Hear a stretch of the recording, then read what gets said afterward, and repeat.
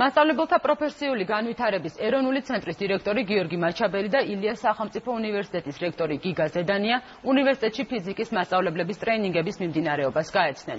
ტრეინინგი 43 მსმენელმა უკვე გაიარა. იგეგმება კიდევ 150-მდე ფიზიკის პედაგოგის გადამზადება. ტრეინინგის მიზანია ფიზიკის მასწავლებელთა პროფესიული განვითარება და ექსპერიმენტების ჩატარებისას კომპიუტერული ტექნოლოგიების გამოყენებისთვის საჭირო უნარ-ჩვევების ათვისება.